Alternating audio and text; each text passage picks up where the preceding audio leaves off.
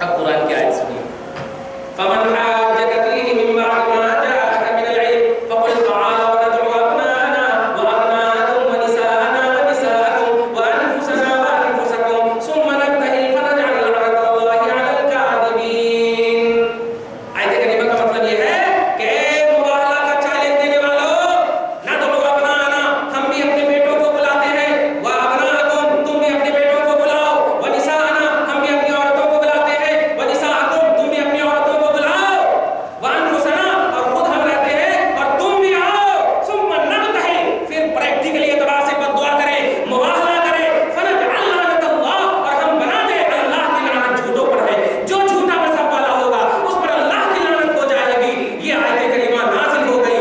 اس آیت کریمہ میں رب نے نبی کے نواسے کو بیٹے کا نام دیا ہے، ندعو ابنانا، ہم بھی اپنے بیٹوں کو بلاتے. حالانکہ حسن اور حسین تھے، نبی کے گود میں حسین تھے، نبی کے ہاتھ میں حسن تھے، پیچھے علی تھے، کہیں پر بیٹا نہیں تھا، مگر قرآن نے بیٹا کہہ کر کے پکارا.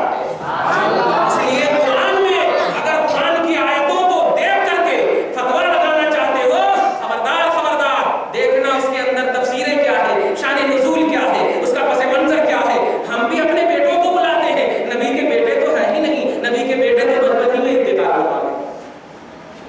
نبی کے نواسے کو بیٹا کہا گیا، کیوں؟ نبی کی نسلیں انہی سے چلے گی، نبی کی نسلیں انہی سے چلے گی. مگر اس آیت کریمہ کی تفسیر میں ایک اور بات آپ کو بتا دو، حضرت حسن اور حضرت حسین دو بیٹے تھے. دو بیٹے کے لیے عربی آتی ہے ابنین یا ابنان، دو بیٹے، ابن مانے ایک، ابنان مانے دو. ابنا یہ جمع ہے، ابنا یہ جمع، جیسے کہ آپ دونوں ہیں تو کیا ہم کہیں گے آپ دونوں آئیے، آپ سب آئیے، ایسا نہیں بولو. جب جمع ہوں گے، کثیر ہوں گے، تب کہا جائے گا سب آئیے. دیکھیے گا تو حضرت حسن اور حسین دو بیٹے تھے، تسنیہ دو کا معنی تھا، یہ دو، مگر قرآن نے اپنے سب بیٹوں کو ہم بلاتے ہیں اور دو ہی ہیں. یہاں پر ذہن دے دیا قرآن نے کہ سنو، حسن و حسین دو نہ دیکھنا، نبی کی ساری اولاد جو قیامت تک آنے والی ہے سب کے مرکزوں میں آل رسول مبارک ہو، اہل بیت اطہار، قیامت تک آنے والی ساری نسلوں، جتنے بھی نبی پاک کی آنے والی ہے، تیری نسل پاک میں ہے. بچہ بچہ نور کا، تو ہے عین نور، تیرا سب گھرانہ نور کا.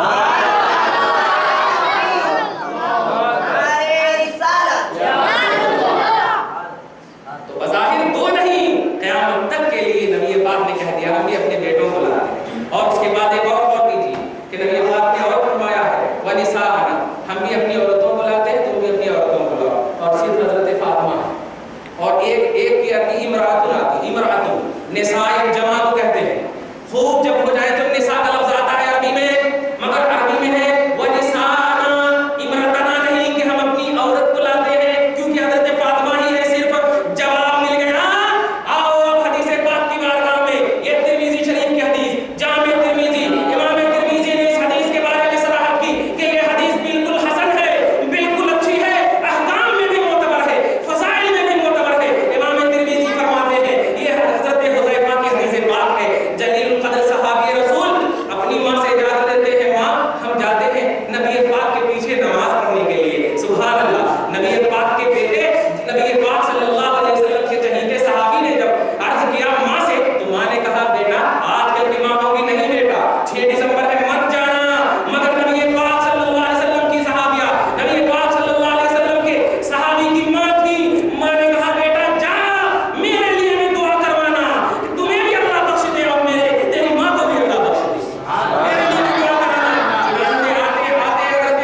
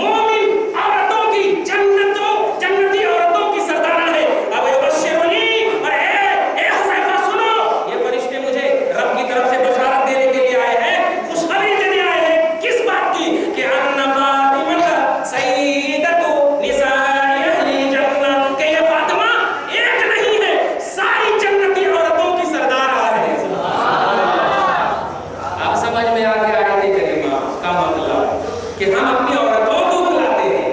نبی ایک عورت کی شکل میں عورتوں کو دیکھ رہے تھے، امت کی ساری ان عورتوں کو دیکھ رہے تھے جو جنتی عورتیں ہیں. کیوں؟ فاطمہ جنتی عورتوں کی سردارہ. اور آگے دیکھیے فرماتے ہیں وَيَبَشِّرُنِي بِأَنَّ فَاطِمَةَ سَيِّدَةُ نِسَاءِ أَهْلِ الْجَنَّةِ وَأَنَّ الْحَسَنَ وَالْحُسَيْنَ سَيِّدَا شَبَابِ أَهْلِ الْجَنَّةِ. اور سنو، اس بات کی بشارت دینے کے لیے آئے ہیں کہ فاطمہ تو جنتی عورتوں کی سردارہ ہے، اور فاطمہ کا یہ دونوں لال حسن و حسین جنتی نوجوانوں کے سردار، جنتی نوجوانوں کے سردار ہیں. اب ایک اہم بات آپ کو پیش کر دے رہا ہوں، آپ سمجھیں. ٹائم ہے نا؟ ٹھیک، وہ تو نہیں پڑے. درود پاک پڑھیے، اللہم صلی علی سیدنا محمد سیدنا مولانا محمد وعلی وسلم. ادھر دیکھیے، ادھر نہیں دیکھیے، غور کیجیے. آگے آپ محسوس کیجیے گا، ایک حدیث پاک آپ سب کے یہاں گونج رہی ہے. یزید پر ہے یا نہیں ہے؟ اس دنیا میں جو پہلا حملہ کرے گا وہ مغفرت والا ہوگا، بخشا ہوا ہوگا. حیدرآباد میں سال بھر سے سن رہا ہوں. 1400 برس سے جب نہیں سمجھ سکے تو آپ کیا سمجھو گے؟ مگر آج ایک لفظ میں سمجھانے کی کوشش کرتا ہوں، ذرا آپ دماغ کا دریچہ کھولیے، انشاءاللہ سمجھ میں آ جائے گا. بخاری شریف کی حدیث پاک ہے، ان من امتی یغزون مدینۃ قیصر مغفورا لهم. ایک ایک لفظ کو دھیان میں دیا، ان من امتی، بے شک میری وہ امت میں سے بعض، یغزون مدینۃ قیصر، جو قسطنطنیہ پر حملہ کریں گے، جو قیصر کے شہر پر حملہ کریں گے، مغفور لهم، ان سب کی بخشش ہو جائے گی، ان سب کی بخشش ہو جائے گی. تو اس حدیث کو لے کر کے کچھ حدیث کو زیادہ ماننے والے کہتے ہیں کہ اس میں یزید بھی شامل تھا، اس لیے یزید کی بھی مغفرت ہوگی. خیر، آپ معاذ اللہ سمجھ کر نہیں ہوگی، اور ہمیشہ کے لیے سمجھنے کی کوشش کی. پہلے تو اس حدیث میں دیکھیے، من کا لفظ عربی میں گرامر کے اعتبار سے من کا لفظ بعض کا معنی دیتا ہے. اس کو سمجھاؤں گا آپ سے. اخذت من الدراہم، میں نے دراہم میں سے لیا. مطلب کیا ہوا اس کا؟ پورے درہم نہیں لیا. ایک اور دنیاوی اعتبار سے مثال سمجھیے کہ 10 روپیہ آپ نے رکھا تھا، بیٹے نے 10 روپیہ لے لیا تو معنی کیا ہوگا؟ پورا پیسہ لے لیا. اور اگر 2 روپیہ لیا تو معنی ہوگا 10 میں سے لیا، 10 میں سے لیا. تو پہلے کی عربی کیا ہوگی؟ اخذت عشرۃ روپیۃ کلھا، میں نے پورے 10 روپیے لے لیے. اور دوسری عربی کیا ہوگی؟ اخذت من العشرہ، اخذت من العشرہ روپیۃ، میں نے 10 میں سے روپیہ لیا، 10 میں سے 2 روپیہ لیا، روپیۃ. سمجھ گئے؟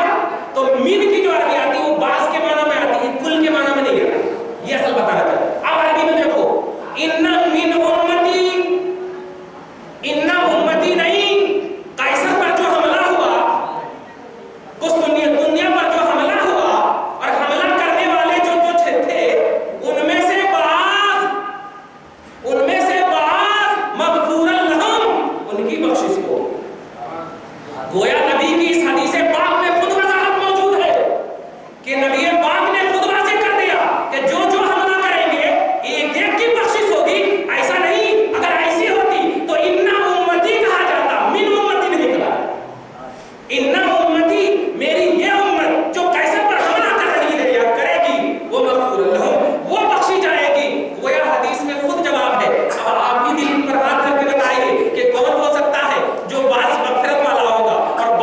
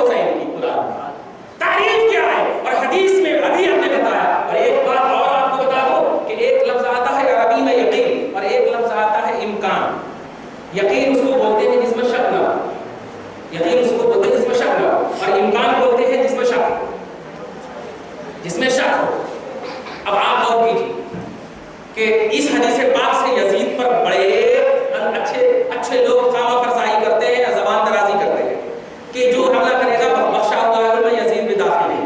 تو ان میں یزید بھی داخل ہے، یہ امکان ہے یا یقین؟ اب آپ بات کہو، امکان ہے یا یقین؟ آپ کہو گے امکان ہے، کیونکہ اس میں یزید کا نام بھی نہیں ہے.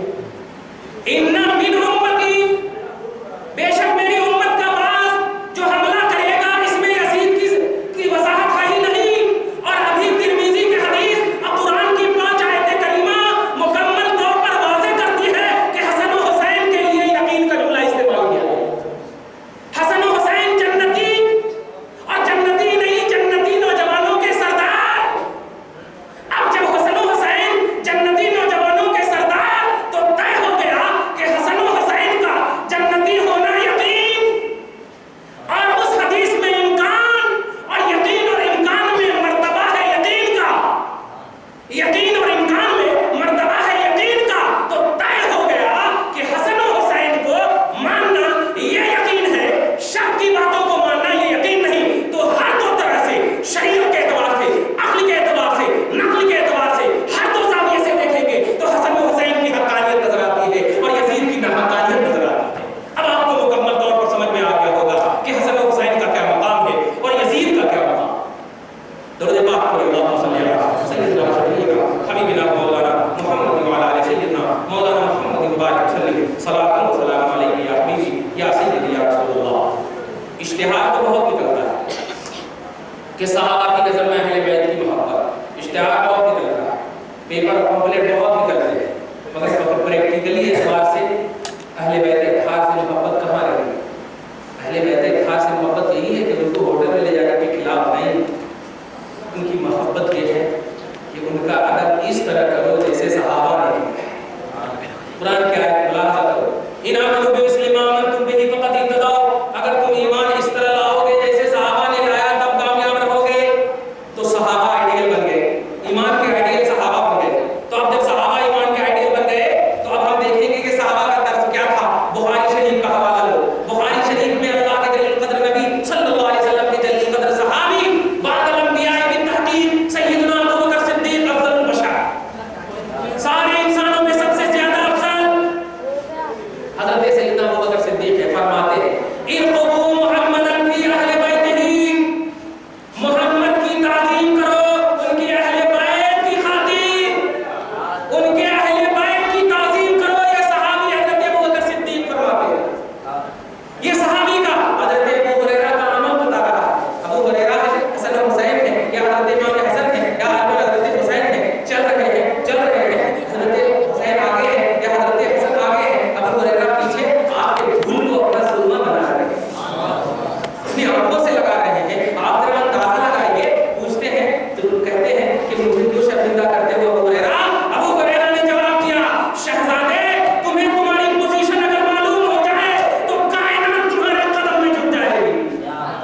مجھے معلوم ہے کہ کیا تمہارا مقام ہے. میں نے نبی کو دیکھا کہ تم پریشان ہوتے تھے، نبی کا دل دکھتا تھا. میں نے نبی کو دیکھا ہے کہ تمہاری پریشانی میں نبی کے چشمان مبارک سے آنسو گرتے تھے. یہاں تک کہ فاطمہ کے گھر میں اگر حسن و حسین کے رونے کی آواز آتی تو حضرت فاطمہ کو کہتے تھے کہ اے بیٹی فاطمہ، میرے دل کو تکلیف مت پہنچاؤ. میرے نواسے کو تکلیف ہوتی ہے تو میرے دل کو تکلیف ہوتی ہے. تو میں نے دیکھا ہے کہ نبی نے تجھے کتنا چاہا. جب نبی حسن و حسین کی پیاس کو دیکھتے، شدت عطش کو دیکھتے تھے تو نبی پاک زبان نکال دیتے تھے اور کہتے تھے نواسے بیٹے میری زبان کو چاٹ لے، نہر فرات میں تجھے جانا ہے. سبحان اللہ. جو نبی پاک اپنی زبان پاک کو حسن مجتبیٰ کے دل میں پیوست کر دیا ہو اور نبی پاک کے مقدس لعاب دہن حسن مجتبیٰ کا خون پاک بن کر کے ہو، وہ یزید ناپاک کبھی امام پاک کو ناپاک نہیں کر سکتا ہے. اس لیے تم کہتے ہو یزیدیوں کہ نہر فرات کا پانی امام حسین کے لب تک پہنچنے سے ترس گیا. مجھے کہنے دو امام حسین کے لب تک نہر فرات کا پانی جانے سے ترس گیا.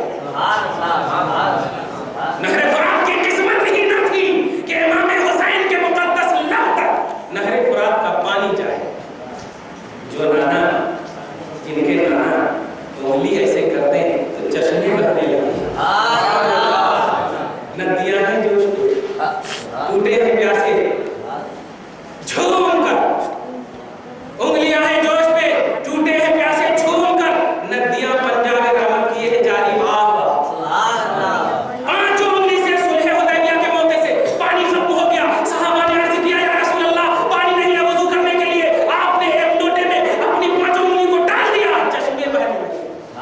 چشمے بہنے لگے، یہ صحابی کے ریکویسٹ پر ارے حسن حسین نبی کو صرف کہہ دیتے نانا تمہارا نواسا پیاسا ہے تو خدا کی قسم حوض کوثر مصطفیٰ دیتے، حوض کوثر بھیج دیتے۔ مگر نوجوانوں، مگر بزرگوں، غور کرو، امتحان کے مقام میں چیٹنگ نہیں کی جاتی۔ امام حسین مقام امتحان میں تھے اور امتحان کے مقام میں شکوہ نہیں کیا جاتا کہ میرے ٹیچر نے نہیں پڑھایا، میرے استاد نے نہیں پڑھایا، یہ شکوہ نہیں کیا جاتا، یہ بولنا